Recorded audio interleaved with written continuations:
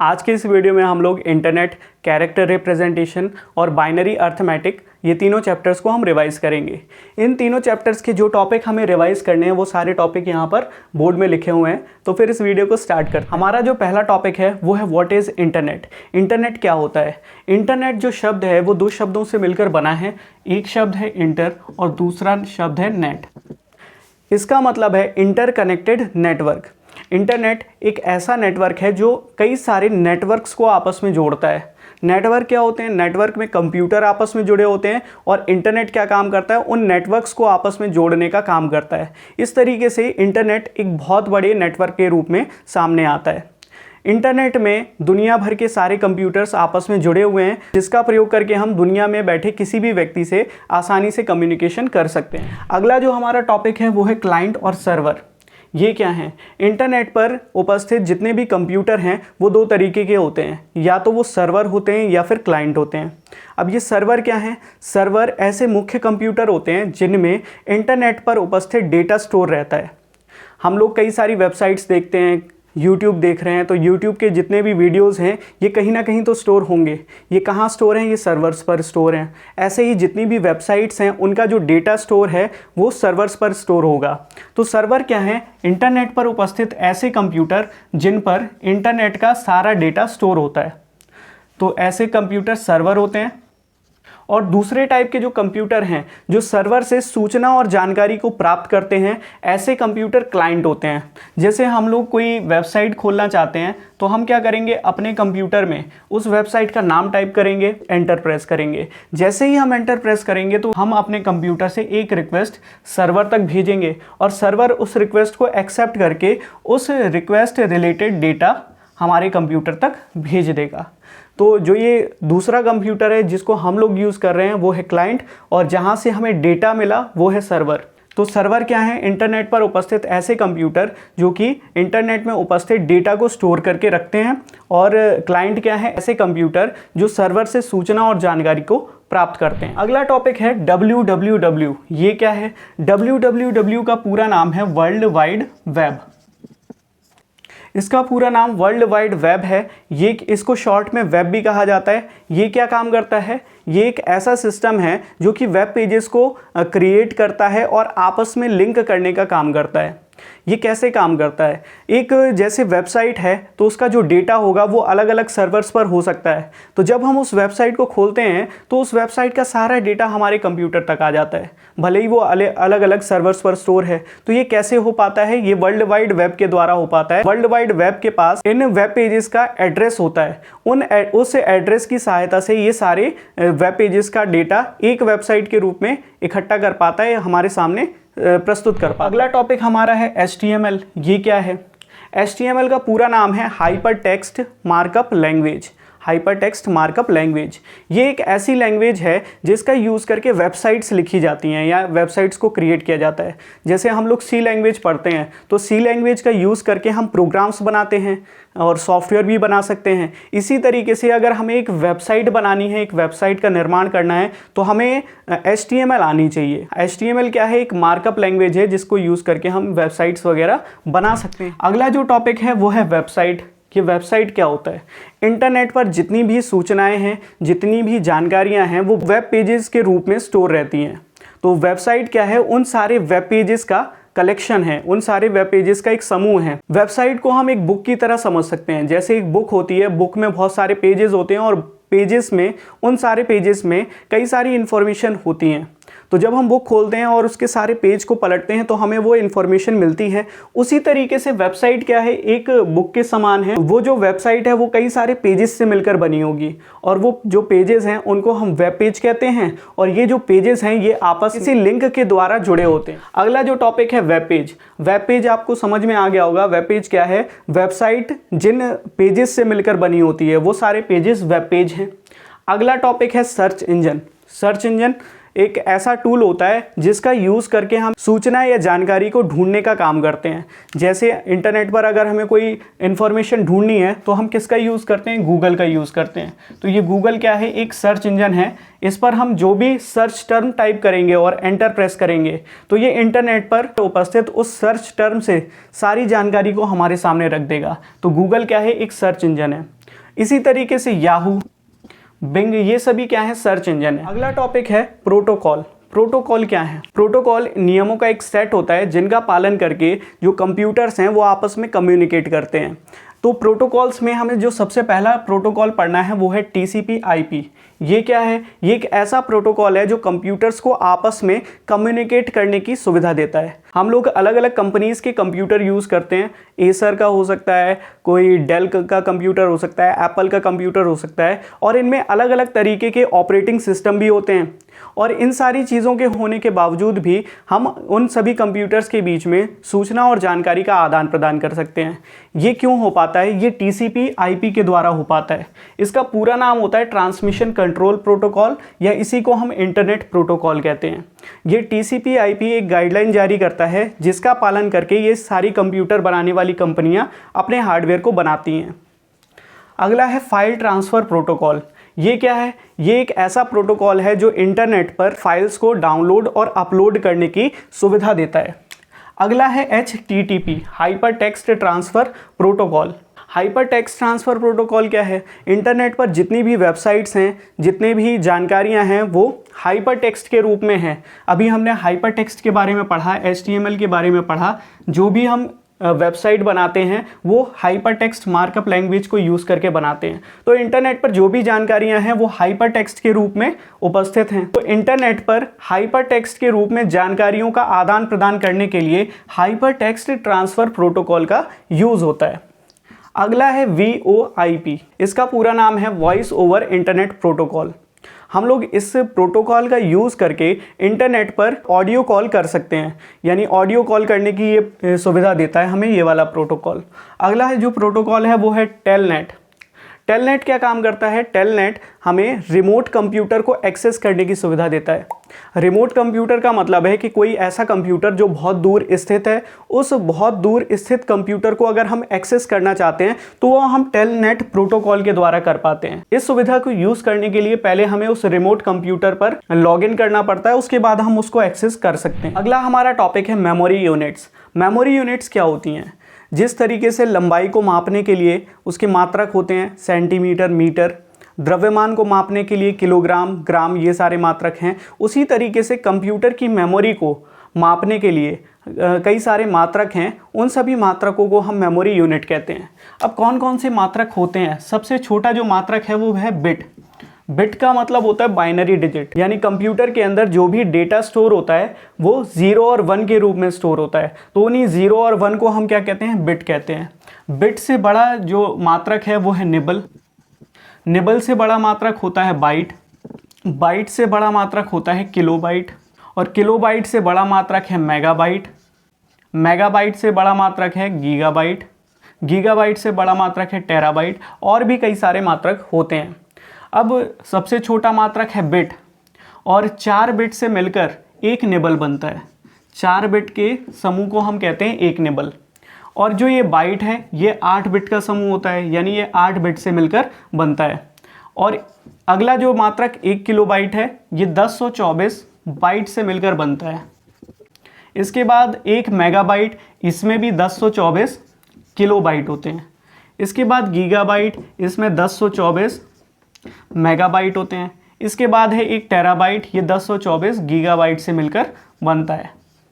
तो इस तरीके से हमने जो मेमोरी यूनिट्स हैं या मेमोरी के जो मात्रक हैं वो हमने पढ़ लिए। अगला है कंप्यूटर कोड्स।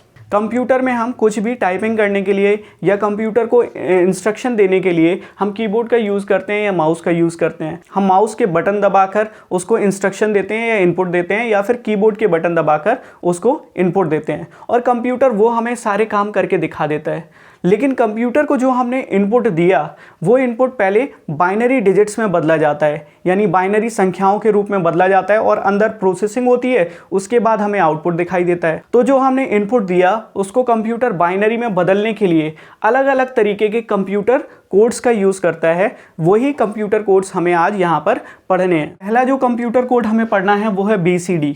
BCD का पूरा नाम होता है बाइनरी कोडेड डेसिमल। BCD का पूरा नाम है बाइनरी कोडेड डेसिमल। BCD जो कोड हैं ये 2 प्रकार के होते हैं। एक होते हैं 4 बिट BCD, और दूसरा जो BCD कोड है वो है 6 बिट BCD। एक 4 बिट BCD कोड होता है और एक 6 बिट BCD कोड होता है। अब जो ये 4 बिट BCD कोड है ये 2 की पावर 4 कैरेक्टर्स को बाइनरी संख्याओं के रूप में बदल सकता है। 2 की पावर 4 का मतलब कितना हुआ, यानी ये 8 कैरेक्टर्स को बाइनरी संख्याओं के रूप में बदल सकता है। वहीं जो 6 बिट BCD कोड है ये 2 की पावर 6 कैरेक्टर्स को बाइनरी संख्याओं के रूप में बदल सकता है। 2 की पावर 6 का मतलब कितना है, यानी ये 64 कैरेक्टर्स को बाइनरी संख्याओं के रूप में बदल पाता है। अब ये जो 6 बिट BCD कोड हैं ये अलग अलग ग्रुप्स में बटे होते हैं। जो ग्रुप होते हैं उनको एक नाम दिया जाता है, उस नाम को हम जोन कहते हैं। यानी जो ये BCD कोड होते हैं ये 6 बिट BCD कोड ये अलग अलग जोन में या अलग अलग ग्रुप्स में बटे होते हैं। इन ग्रुप्स को हम जोन कहते हैं। जोन को किसी एक नंबर से असाइन किया जाता है।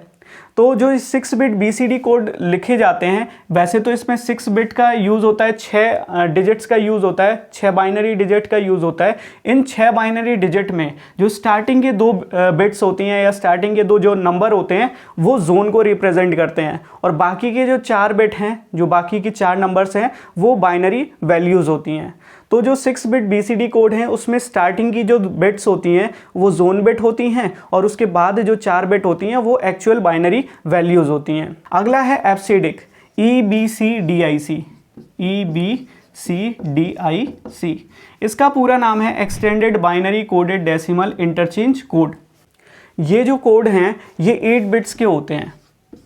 ये जो कोड होते हैं ये 8 बिट्स के होते हैं। ये भी कई सारे जोन्स में बटे होते हैं, और इनके जो जोन को रिप्रेजेंट करने के लिए 4 बिट यूज़ होती हैं। तो एब्सिडिक कोड में जो स्टार्टिंग की 4 बिट होती हैं, यानी एब्सिडिक कोड में जब कोई भी नंबर लिखा जाएगा तो वो उसमें 8 नंबर्स होंगे, 8 बाइनरी डिजिट होंगे। उन 8 बाइनरी डिजिट में जो पहली 4 बिट होंगी, जो पहले 4 बाइनरी डिजिट होंगे वो जोन बिट को रिप्रेजेंट कर रहे होंगे, यानी वो जोन को रिप्रेजेंट कर रहे होंगे, और आखिरी के जो 4 बिट होंगे वो एक्चुअल बाइनरी मान होंगे। ये 8 बिट कोड होते हैं, यानी ये 2 की पावर 8 कैरेक्टर्स को एनकोड कर सकते हैं, यानी बाइनरी संख्याओं के रूप में बदल सकते हैं। इसके बाद है हमारा ASCII कोड, ASCII। इसका पूरा नाम है American standard code for information interchange. ये भी 2 टाइप के होते हैं, एक होता है 7 बिट और दूसरा होता है 8 बिट। जो 7 बिट ASCII कोड है ये 2 की पावर 7 कैरेक्टर्स को एनकोड करता है, यानी 2 की पावर 7 कैरेक्टर्स को बाइनरी नंबर के रूप में बदलता है। और जो ये 8 बिट ASCII कोड है ये 2 की पावर 8 कैरेक्टर्स को बाइनरी नंबर्स के रूप में बदलता है। अब इसकी जो स्टार्टिंग की 3 बिट होती हैं, यानी इसमें जब कोई नंबर लिखा जाएगा तो वो 7 डिजिट्स में लिखा जाएगा, उसमें 7 बाइनरी डिजिट का यूज़ होगा, और इसकी जो स्टार्टिंग की 3 बिट होंगी वो जोन को रिप्रेजेंट कर रही होंगी, और जो आखिरी की 4 बिट हैं वो एक्चुअल बाइनरी वैल्यूज़ होंगी। 8 बिट ASCII कोड में स्टार्टिंग की जो 4 बिट्स हैं वो जोन को रिप्रेजेंट करती हैं, और जो लास्ट की 4 बिट्स होती हैं वो एक्चुअल बाइनरी वैल्यूज़ होती हैं। अगला टॉपिक है नंबर सिस्टम। नंबर सिस्टम क्या होते हैं? नंबर्स को दर्शाने की पद्धतियाँ, यानी नंबर को रिप्रेजेंट करने की जो पद्धतियाँ हैं, जो सिस्टम है, उसी को हम नंबर सिस्टम कहते हैं। हम लोग मैथ्स पढ़ते हैं, डेली लाइफ में जो नंबर्स यूज़ करते हैं वो हम डेसिमल नंबर सिस्टम में रिप्रेजेंट करते हैं। इसके अलावा भी और भी नंबर सिस्टम है, वो सारे हम पढ़ेंगे। जो नंबर सिस्टम है वो ये 4 प्रकार के हैं। पहला डेसिमल नंबर सिस्टम, दूसरा बाइनरी नंबर सिस्टम, तीसरा ऑक्टल नंबर सिस्टम और चौथा हेक्साडेसिमल नंबर सिस्टम। अब जो ये डेसिमल नंबर सिस्टम है इसमें 0 से लेकर 9 तक डिजिट्स होते हैं, 9 तक अंक होते हैं। 0, 1, 2, 3, 4, 5, 6, 7, 8, 9। तो इसमें कुल 10 डिजिट्स होते हैं, 10 नंबर होते हैं इसके अंदर। और डेसिमल नंबर का जो बेस है ये हमें याद रखना है, इसका बेस होता है 10। दूसरा जो है नंबर सिस्टम वो है बाइनरी। बाइनरी में केवल 2 नंबर होते हैं, केवल 2 अंक होते हैं, एक 0 होता है और दूसरा 1 होता है। इसका जो बेस होता है वो 2 होता है। ऑक्टल नंबर सिस्टम में 0 से लेकर 7 तक डिजिट्स होते हैं, यानी 0, 1, 2, 3 से लेकर 7 तक, तो टोटल 8 डिजिट होते हैं। और इसका जो बेस होता है, इसका जो आधार होता है वो 8 होता है। अगला है hexadecimal number system. Hexadecimal number system में 0 से लेकर 9 तक डिजिट्स होते हैं और A से लेकर F तक अल्फ़ाबेट होते हैं। तो 0 से लेकर 9 तक 10 डिजिट हो गए, और A से लेकर F तक जो अल्फ़ाबेट है ये 6 डिजिट हो गए। तो इसमें कुल मिलाकर 16 डिजिट होते हैं, और इसका जो बेस होता है, इसका जो आधार होता है वो 16 होता है। तो इस तरीके से 4 प्रकार के नंबर सिस्टम हैं। इसमें एग्ज़ाम रिलेटेड जो टॉपिक हमें याद रखने हैं वो यही याद रखने हैं कि इसमें डिजिट कौन कौन से होते हैं और इनका बेस कितना होता है। तो जो डेसिमल हैं इसमें 0 से लेकर 9 तक डिजिट होते हैं और बेस इसका 10 होता है। बाइनरी में 2 डिजिट होते हैं 0 1, बेस इसका 2 होता है। ऑक्टल में 0 से लेकर 7 तक डिजिट्स होते हैं और इसका बेस 8 होता है। हेक्साडेसिमल में 0 से लेकर 9 तक डिजिट और ए से लेकर एफ तक अल्फ़ाबेट और इसका जो बेस है वो 16 होता है।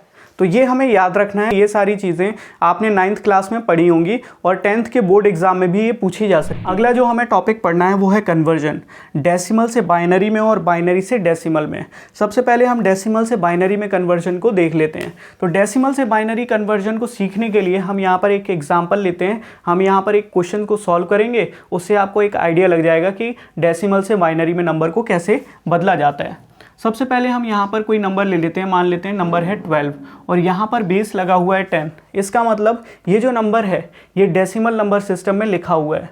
हमें पता है डेसिमल का जो बेस होता है वो 10 होता है और यहाँ पर 10 बेस लगा हुआ है। इससे हम इस नंबर को पहचान लेंगे कि ये डेसिमल नंबर सिस्टम में लिखा हुआ है। इसको हमें बदलना है बाइनरी में, तो बाइनरी का बेस होता है 2, हमने यहाँ पर 2 लिख दिया। अब इसको बाइनरी में कैसे बदलेंगे? इस 12 में हम 2 से डिवाइड करेंगे। कब तक डिवाइड करेंगे? जब तक हमें 1 नहीं मिल जाता। तो हम यहाँ पर 2 से इसको डिवाइड करना शुरू करते हैं। यहाँ पर लिखेंगे हम सारे क्वोशंट यानी भागफल यहाँ पर लिखेंगे और इस तरफ जितने भी शेषफल आएंगे उन्हें लिखेंगे। तो 2 का टेबल हम पढ़ते हैं, 2 6 12 होता है। तो 2 का टेबल हमने 6 बार पढ़ा तो हमें 12 मिला और ऊपर भी 12 लिखा हुआ है। इसका मतलब जो शेषफल हमें मिला, जो रिमाइंडर हमें मिला वो 0 मिला। फिर दोबारा हम 2 का टेबल पढ़ते हैं, 2 3 6 होता है। तो 2 3 6, 2 का टेबल जब हम 3 बार पढ़ रहे हैं तो 6 मिल रहा है और ऊपर भी 6 लिखा हुआ है। इसका मतलब जो रिमाइंडर है, जो डिफरेंस है वो 0 का है। इसके बाद यहाँ पर 2 का टेबल हम पढ़ते हैं, 3 तो आता नहीं है 2 के टेबल में, तो हम 2 का टेबल पढ़ेंगे 1 बार, 2 1 2। तो यहाँ पर 2 का टेबल हमने 1 बार पढ़ा तो 2 मिल रहा है और यहाँ लिखा हुआ है 3। इसका मतलब जो डिफरेंस हमें मिला वो मिला कितने का? वो 1 का हमें डिफरेंस मिला। तो ये जो नंबर था इस तरीके से हमने इसे बाइनरी में बदल दिया। अब इसका दूसरा टॉपिक हम समझ लेते हैं, बाइनरी से डेसिमल में कन्वर्जन कैसे होता है। जहाँ पर हमें कोई नंबर दिया हुआ है 1100, यही नंबर अभी हमने बाइनरी में प्राप्त किया था, इसी को अब हम वापस डेसिमल में कन्वर्ट कर देंगे। तो इसको डेसिमल में कन्वर्ट करने के लिए क्या करेंगे, हम पहले वाला नंबर लेते हैं, इसमें हम 2 से मल्टीप्लाई करते हैं, फिर प्लस लिखते हैं, दूसरे वाला नंबर लेते हैं, इसमें भी हम 2 से मल्टीप्लाई करते हैं, फिर प्लस तीसरा नंबर लिया, इसमें भी हमने 2 से मल्टीप्लाई किया और फिर प्लस चौथा नंबर लिया, इसमें भी हमने 2 से मल्टीप्लाई कर दिया। अब जितने हमें ये 2 मिले हैं इसमें हम पावर लगाएंगे, यहाँ से पावर लगाना शुरू करेंगे घटते हुए क्रम में, हमें 0 तक पहुँचना है। या फिर यहाँ से हम पावर लगाते हैं, इस वाले 2 पर 0, इस वाले 2 पर 1, यहाँ 2 और यहाँ पर 3। तो इस तरीके से हमने सारे 0 पर पावर लगा दी। इसके बाद अब हमें क्या करना है, इसके बाद अब हमें इसे सॉल्व करना है। 2 की पावर 3 की जो वैल्यू होती है वो होती है 8, तो यहाँ पर 8 आ गया। यहाँ पर 2 की पावर 2 की वैल्यू होती है 4, तो यहाँ पर 4 आया। यहाँ पर 2 की पावर 1 की वैल्यू 2 और इसमें जब 0 से मल्टीप्लाई करेंगे तो 0 आएगा। यहाँ पर 2 की पावर 0 की वैल्यू होती है 1। किसी भी नंबर पर जब 0 पावर लगाई जाती है तो उसकी वैल्यू हमेशा 1 होती है। चाहे 2 पर 0 पावर लगा दें, चाहे 100 पर 0 पावर लगा दें, तो उसकी वैल्यू हमेशा कितनी होगी? 1 होगी। तो यहाँ पर जो ये 2 की पावर 0 है इसकी वैल्यू होती है 1, लेकिन इसमें हम 0 से मल्टीप्लाई कर रहे हैं, इसलिए यहाँ पर जो पूरी वैल्यू आएगी वो आएगी 0। तो 8 और 4 जोड़ा हमने तो मिल गया हमें 12। तो ये हमें जो 12 मिला है ये किस में है? डेसिमल नंबर सिस्टम में है। तो इस तरीके से हमने बाइनरी से डेसिमल में कन्वर्जन सीखा और डेसिमल से बाइनरी में कन्वर्जन सीखा। हमारा जो लास्ट टॉपिक है वो है बाइनरी अर्थमेटिक, बाइनरी अंकगणित। कई बार ऐसे क्वेश्चन भी पूछे गए हैं कि बाइनरी नंबर्स को ऐड करना, बाइनरी नंबर्स को माइनस करना, घटाना, मल्टीप्लिकेशन और इनका डिवीजन भी पूछा गया है। तो बाइनरी अर्थमेटिक के जो नियम हैं इनको भी हम जल्दी से समझ लेते हैं। सबसे पहले ऐड करने का रूल। बाइनरी नंबर को अगर हमें ऐड करना है तो 1 और 1 मिलकर होता है 10। दूसरा रूल है 1 + 0 होता है 1। तीसरा रूल है 0 + 1 होता है 1 और चौथा रूल है 0 + 0 होता है 0। इसके बाद सब्ट्रैक्शन के रूल देख लेते हैं घटाने के लिए। तो पहला जो रूल है कि हम 1 में से 1 घटाएंगे तो हमें 0 मिलेगा। दूसरा जो रूल है, अगर हम 1 में से 0 को घटाएंगे तो हमें 1 मिलेगा। और तीसरा रूल है, अगर 0 में से 0 को घटाते हैं तो 0 मिलता है। चौथा जो रूल है वो क्या है कि 0 में से अगर हम 1 को घटाएंगे तो ये तो घटेंगे नहीं, तो इसमें घटाने के लिए क्या करेंगे, हम बोरो करेंगे 1 दूसरे वाले नंबर से। तो यहाँ पर बोरो 1 करके हम घटा सकते हैं और हमें कितना मिलेगा, जब 1 को हम बोरो कर लेंगे तो 10 बन जाएगा और घटाने पर हमें मिलेगा 1। यहाँ पर हम बोरो करेंगे। मल्टीप्लिकेशन के जो रूल हैं उन्हें भी समझ लेते हैं। 1 और 1 को मल्टीप्लाई करने पर हमें 1 मिलता है। 1 0 को मल्टीप्लाई करने पर 0, 0 और 1 को मल्टीप्लाई करने पर 0 और 0 0 को मल्टीप्लाई करने पर 0। और डिवीजन के रूल हम समझ लेते हैं। 1 को 1 से डिवाइड करने पर 1 मिलता है। 0 को 1 से डिवाइड करने पर हमें 0 मिलता है। 0 को 0 डिवाइड करने पर हमें अपरिभाषित फलन मिलता है, अपरिभाषित। और चौथा, 1 को 0 से डिवाइड करने पर हमें यहाँ पर भी अपरिभाषित फलन मिलता है। तो इस तरीके से हमने बाइनरी अर्थमेटिक के जो रूल्स हैं उनको हमने पढ़ लिया। तो यहाँ तक जो हमारे सारे टॉपिक्स थे वो सारे टॉपिक खत्म होते हैं। अगर आपको वीडियो पसंद आया तो आप वीडियो को लाइक करें, और अगर आप चैनल पर नए आ गए हैं तो चैनल को सब्सक्राइब ज़रूर कर लें। तो फिर मिलते हैं हम अगले वीडियो में।